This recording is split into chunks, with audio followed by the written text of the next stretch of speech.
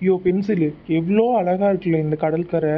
வீட்டை ஏமாத்திட்டு வர்றது ஒரு சந்தோஷம்தான் இல்லை? ஆமா ஆமா, ரொம்ப நல்லா இருக்கு.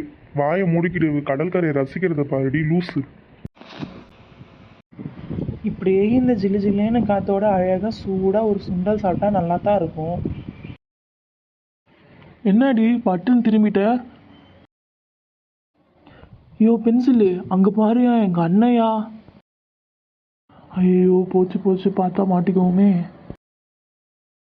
அவன் இன்னும் பார்க்கலையா? வாயா, அதுக்குள்ள நம்ம ஓடி போயிடுவோம்.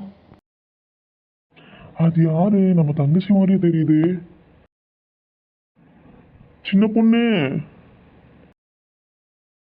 ஐயோ பார்த்துட்டானே, கூப்பிடுறானே.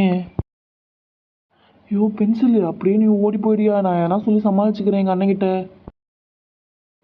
அப்பாடா, நம்ம தச்சோண்டா சாமி, நம்ம ஓடி போயிடுவோம். சின்ன பொண்ணு, உனக்கு என்ன வேலை இந்த நேரத்தில் இங்கே? அது யாரு உன் கூட நின்றுட்டு இருந்த பையன்? அண்ணா அது அது அது வந்து என்ன? அது அது அது வந்து சொல்லி யாருன்னு?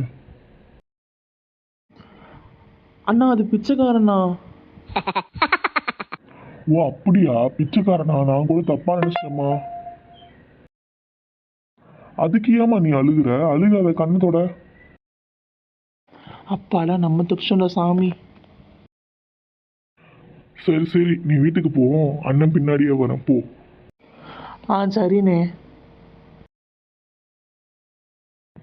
எவ்வளோ அழகா இருக்கு இந்த கடற்கரை, பார்த்தா பார்த்துக்கிட்டே இருக்கலாம் போல. சரி நம்ம போவோம், நமக்கு நிறைய வேலை இருக்கு.